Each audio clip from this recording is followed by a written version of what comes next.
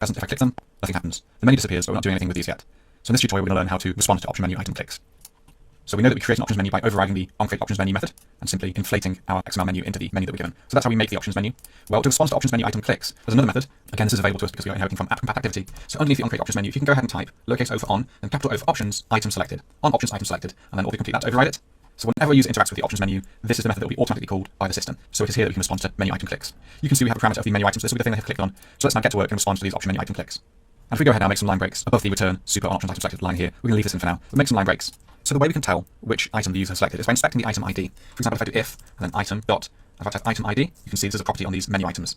These are the things the user clicks, and item.item ID is how we inspect which one they clicked. So for example, if I do equals equals, and then r.id.reset running, I can then run some code here. And then of course, I can do else if it was the cycling, I can do some code there.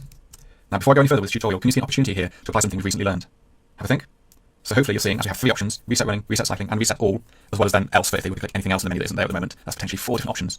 So hopefully you're thinking this is a perfect opportunity for using our when expression. So we'll go ahead and do exactly this. So delete my if else if code for now. If you want to jump ahead now and pause the video and try this yourself, that'd be another really good check to see how you're doing with the new when expression concept. But the way we would do that would be when, and we would do it on a variable, so item.item ID. So we can do the when expression on the item ID itself, and we can do a line for each of the possibilities. So r.id.reset running, and then the arrow, hyphen, right arrow, and then a code block.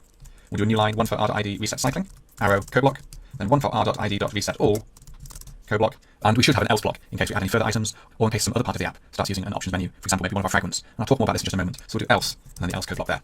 So just to prove that this works, a quick thing we can do to have something visible in the app is to put a toast for each of these items. So again, if you want to recap your knowledge of toast, you can go ahead and put a toast with a different message for each of these. Okay, I'm going to go ahead and quickly do one now. Toast.makeText. The context can be this for this activity. We'll say clicked the reset running menu item.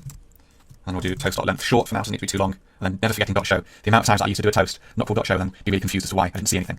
So I'm going to click this line, copy it, and paste it 2 more times. Removing those line breaks, whoops. Okay, in fact, I think I'll close the project pane down. There we go. And I'm going to change this to click the reset cycling.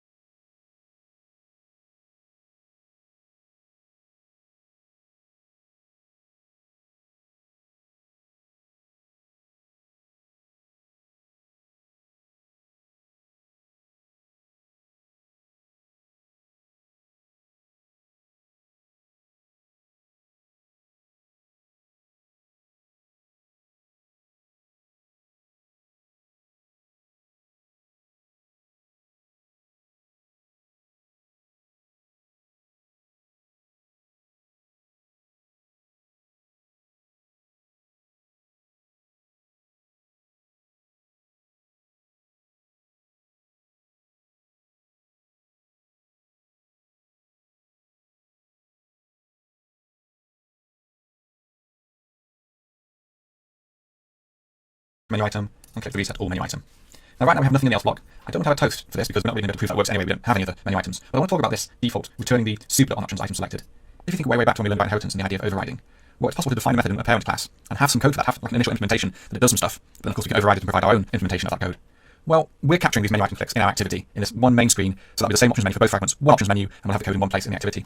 It is actually possible to implement options menus specific for individual fragments, okay? And this is where this returning of the original implementation, returning the code that is implemented in the app-compat activity by default, you want to keep this code in.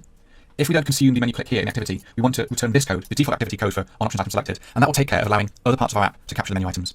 So first of all, the activity will try and see if it's selected an options menu for the activities menu, but if not, it will defer to any other screens like fragments that may have an options menu. So if we simply move this block into the else block, that will allow other parts of the app to have options menus as well, okay? So that seems a little bit confusing. Later on in the course, I will show you an example of where you can have an options menu for each individual fragment. So we'll have a different app with maybe a bottom nav and different screens, and they can each have their own options menu. And this then becomes really important, that if you do have all options items selected in your activity, if you don't capture any of the clicks in the activity level, you want to run this code so the fragments have a chance to capture those clicks as well, okay? We're getting an error because this will return a boolean, the super options item selected, but we're not returning any true or falses here. And in the on options item selected method, returning true essentially consumes the click. And what that means is it won't allow any of the code to run, it won't allow any other parts of the app to capture this menu item click. And that's generally speaking a good thing. So we want to return true. Okay, so return true for each one, and that means we will run the code here, and then no other parts of the app can respond to the menu item clicking, which is a good thing in this case. So return true, return true. We don't want any further code to run, so we will say that we've finished with our code now. Let's make sure this works as expected, so we'll run the app.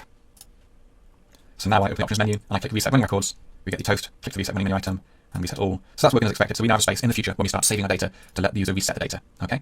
Now we can probably tidy up this by method. First of all, we could lift the return out of when. So rather than returning on every line, we can simply return the one expression, and then we can remove the word return from each line, because in one expression, the last line of the code block is what's returned. That's what makes it an expression. So we can also delete the word return here. we're returning the one expression directly, and it returns the boolean for the very last line in each code block. Okay? And if we want, we can keep going. We can turn this return code block into a function expression. So I Alt-Enter, convert expression body.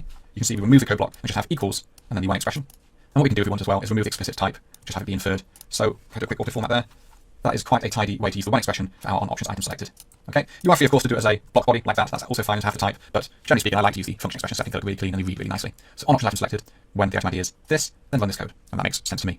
So that is pretty much it now for the fragment section. We've covered all the topics we said we would in the section overview. The only exception, of course, being the activity lifecycle, and because this is so important, I'm going to have this next in a mini section dedicated entirely to learning and understanding the activity and also the fragment lifecycle.